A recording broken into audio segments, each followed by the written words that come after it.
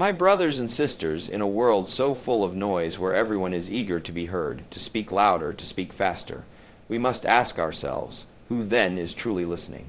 Too often, we confuse wisdom with volume, and knowledge with the mere act of talking. But as I have walked among leaders, builders, dreamers, and the ordinary men and women who keep the soul of a nation alive, I have learned that it is not the loudest voice that shapes the future, but the quietest ear that listens with the heart. Jack Ma once said, "A leader should listen more than they talk." And in those few words lies a deep truth, one that echoes through every corner of our lives, from the boardroom to the village meeting, from the family home to the corridors of government. For it is in silence, not in speech, that true understanding is born. It is by listening first that we earn the right to speak later. Too many rush to express themselves, but only those who wait, who hear with patience, are able to respond with wisdom. I have sat at tables where voices clashed like thunder, where pride and ego filled the room like smoke. And yet, in the corner, there would be one soul, quiet, thoughtful, measuring not just the words spoken, but the pain behind them, the fear between the lines. That person, often overlooked, was always the one who had something meaningful to say when the room finally fell quiet. Their silence was not absence, it was presence, it was power held in restraint. Jack Ma did not build one of the world's greatest companies by knowing everything. He built it by knowing how little he knew, and by surrounding himself with people smarter than him, people with ideas, voices, dreams.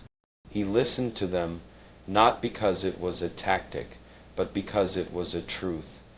He knew that leadership is not about being the star that shines the brightest, but the sky that allows others to shine. And so we must ask ourselves, not just those who sit in positions of influence, but every man, every woman, every young person striving for purpose, do we listen? Do we pause before we reply? Do we ask ourselves, what is this person really saying? What are they not saying? Because to truly listen is not to wait for your turn to speak. To truly listen is to be present with another person's experience. It is to honor their voice even when you disagree, even when you are certain you are right. There is a kind of wisdom that books cannot teach. It comes from listening to the stories of those who have fallen and risen again. It comes from hearing the frustration of the youth who feel left behind. It comes from listening to the silence of the elderly who speak less because they have already seen what the rest of us are still discovering. When we listen, we learn. When we speak too quickly, we reveal how much we have yet to understand. We must teach our children that listening is not weakness. That silence is not surrender. That pausing before we respond is not hesitation.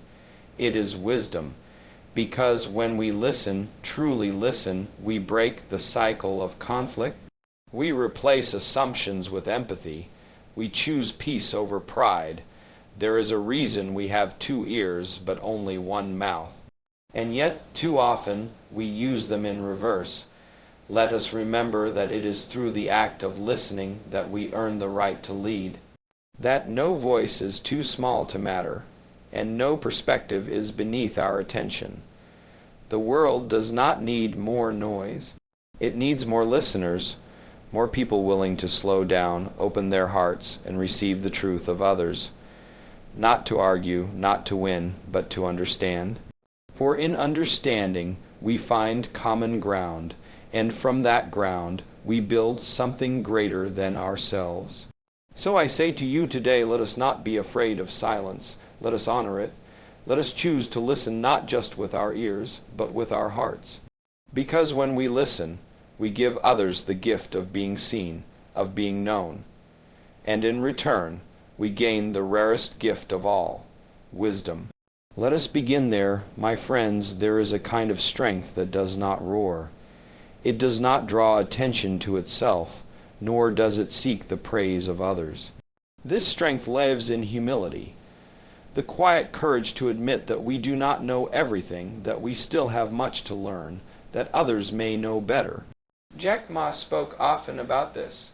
He said, "If you want to be successful, learn from those who are better than you. Don't act like you know everything." And though the world often mistakes humility for weakness, I tell you today, it is the humble who rise the furthest. I have seen the proud build their towers high, only to crumble because they refused to listen. They were too full of their own opinions, too quick to defend, too slow to learn. They surrounded themselves with echoes of their own voice and mistook that echo for truth. But the humble man, the humble woman, they move differently. They ask questions not to show off, but to grow. They listen not to flatter, but to understand. And slowly, steadily, they build something stronger, something lasting, because they build it on truth, not ego. Jack Ma himself, in the early days of his journey, was not the smartest man in the room. He says it openly. He failed exams, was rejected from jobs, even turned away from a fast food chain when he applied. But what set him apart was not brilliance. It was his hunger to learn, his willingness to be the student, to admit when he didn't know, and to surround himself with people who did. And in doing so, he created something greater than himself. We must learn from this. We must understand that there is no shame in not having all the answers. The only shame is in pretending that we do. Pride closes the mind. It shuts the door on new ideas, and it isolates us from the wisdom of others. But humility opens us up. It invites others to teach us. It builds relationships. It creates trust. A farmer once told me something that stayed with me. He said, "The field that listens to the rain grows taller than the one that only waits for the sun." And that is the way of humility. It is not flashy. It does not always stand in the spotlight. But in time it bears fruit, because it listens. It absorbs, it learns. In our homes, in our businesses, in our communities, we must foster this spirit. We must teach our children that to say, "I don't know," is not a defeat. It is the beginning of wisdom. That to ask for help is not to fall, but to rise. That every person we meet, from the street cleaner to the chief executive, carries a lesson that we do not yet know. There are those who believe leadership means being the loudest in the room. But I say to you now, leadership is not about being right all the time. It is about being willing to be wrong and strong enough to change. Jack Ma said that when he started Alibaba, he didn't know technology, he didn't know marketing, he didn't know logistics. But he knew how to bring people together, he knew how to listen, and he was humble enough to say, "Teach me." What would our world look like if more of us spoke those two words, "Teach me"? What kind of nations would we build if our leaders, our parents, our teachers, our youth, held the posture of learners? We would build not only success but unity, not only knowledge but wisdom, because when we are humble, we connect. And through that connection, we grow together. Pride divides, but humility invites. It creates room for dialogue. It says to others, "Your voice matters, your perspective counts." And it is in that space that innovation is born. That healing begins, that a people once divided can find each other again. So let us not strive to be the person who knows everything. Let us strive to be the person who is always willing to learn. Let us choose humility over arrogance, curiosity over certainty, growth over comfort. For in this way, we do not only uplift ourselves, we uplift those around us. And in uplifting others, We build a future far greater than any one person could build alone. A future rooted not in pride but in purpose, not in ego but in shared strength. That is where real power lies. My fellow citizens, we are not born with walls between us. We are not born with fences in our hearts or borders in our minds. Those are things we learn. They come from fear, from pain, from pride that whispers we must protect ourselves by turning away from others. But I say to you today, we must remember a deeper truth. Listening builds bridges where pride builds walls. That is what Jack Ma has shown through his journey. That is what life teaches us, if we are brave enough to hear it. When we choose pride over understanding, we build a fortress around our spirit. We lock ourselves in, not out of strength, but out of fear. Fear of being wrong, fear of being seen, fear of being vulnerable. And in that fear, we lose sight of others. We no longer hear their voices. We no longer recognize their pain. We mistake silence for peace and distance for dignity. But peace cannot grow in isolation, and dignity cannot survive where empathy has died. I have watched men defend their pride until it crushed them. I have seen leaders speak over the cries of their people, refusing to listen because they feared the truth might challenge their comfort. And I have seen families, communities, even nations torn apart, not by difference, but by a refusal to hear one another. That is the tragedy of pride unchecked. It does not protect, it divides. Yet there is another way, a higher path. It is not easy, but it is powerful. When we listen truly, deeply listen, we begin to understand that the person across from us is not an enemy, but a mirror. Their hopes are not so different, their fears not so foreign, their struggles not so distant, and in that moment of understanding, the wall begins to crumble. The bridge begins to rise. Jack Ma knew this in the way he built his business. He didn't try to outshine people. He didn't try to prove he was better. He listened to his customers. He listened to his employees. He listened even when it was difficult, especially then.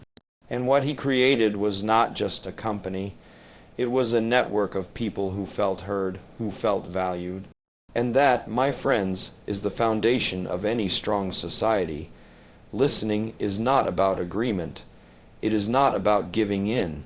It is about respect. It is saying, "You matter enough for me to hear you." That is a powerful message.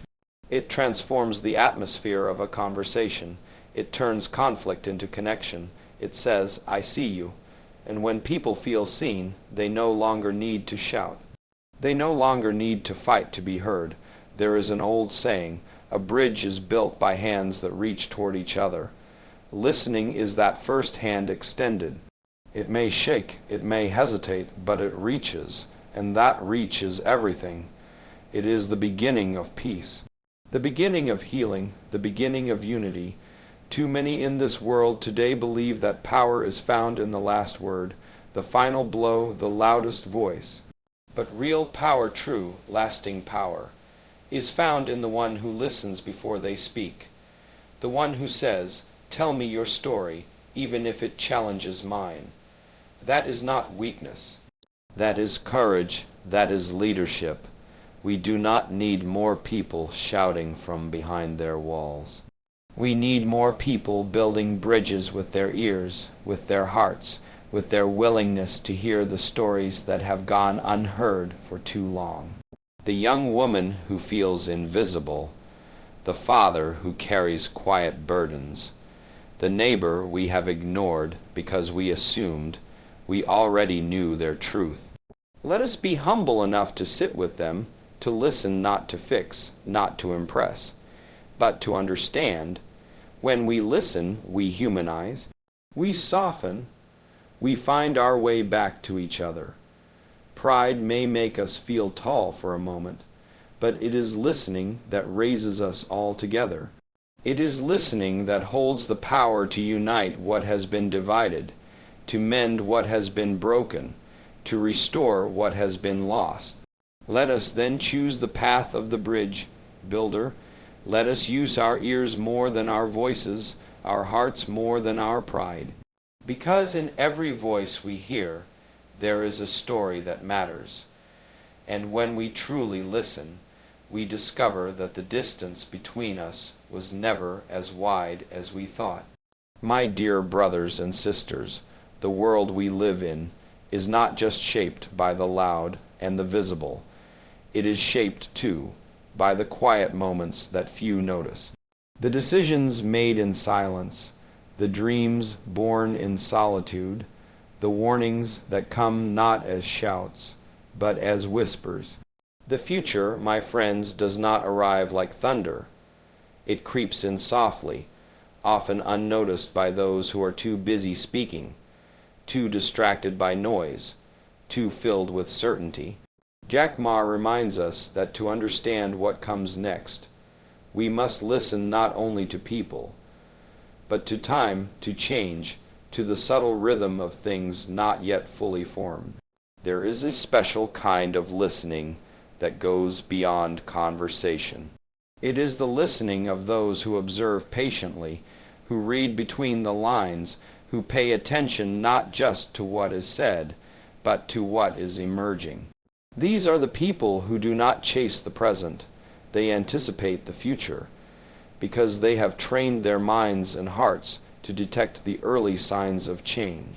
And this, I believe, is one of the greatest challenges of leadership, not just reacting to what is, but preparing for what will be. The world we knew yesterday is not the world we stand in today, and the world we stand in today is not the one we will wake to tomorrow. So how do we keep up? How do we remain relevant? How do we serve our people not only for this moment, but for the generations to come? The answer lies in listening, not for applause, not for agreement, but for the quiet voices of the future calling us to grow. Jack Ma saw that technology would change the world when many others were still debating its relevance. He listened not just to experts, but to the needs of small businesses, to the frustrations of ordinary people trying to survive in a changing economy. And because he listened, he acted ahead of the crowd, not with arrogance, but with a vision shaped by awareness. That is the kind of listening we need not only in business, but in every corner of our society. Too often, we wait until the problem is upon us before we open our ears. We wait until the youth are angry before we listen to their frustration. We wait until the planet is choking before we hear the cries of the earth. We wait until people rise in protest before we try to understand their pain, but by then the cost is already heavy. What if we listened earlier? What if we tuned our hearts to hear the quiet signs of discontent, the first flickers of innovation, the emerging voices that speak not with power, but with purpose? Listening to the future means creating space for the unpopular truth. It means being uncomfortable. It means being willing to change course, not because the crowd demands it, but because wisdom requires it. That is not an easy path, but it is the path of those who do not serve themselves, but their people. It is the path of those who think not just of their time, but of their legacy. Every generation is handed a moment where they must choose whether to protect the comfort of the present or to prepare for the challenge of tomorrow. That choice is made by listening to young minds, to new ideas, to the small voices that carry great insight. They may not speak with experience, but they speak with urgency, and that urgency holds truth. Let us not be the kind of people who listen only when it is safe. Let us be the kind who listen when it matters most, who hear the cry of the child before the crisis, who hear the wisdom of the old before it fades, who hear the future knocking not when it demands to be let in, but when it first taps gently at the door. There is no dignity in standing still while the world moves forward. There is no honor in pretending to know all while refusing to learn anew. The leaders of tomorrow will be those who listen today, those who hear not only the words, but the warning, not only the applause, but the questions still unanswered. So I urge you in your homes, in your schools, in your places of work, in your positions of responsibility, listen for the future.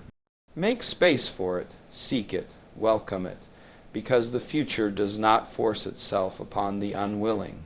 It comes instead to those whose ears are open, whose hearts are prepared, and whose spirits are humble enough to say, "Teach me what is to come."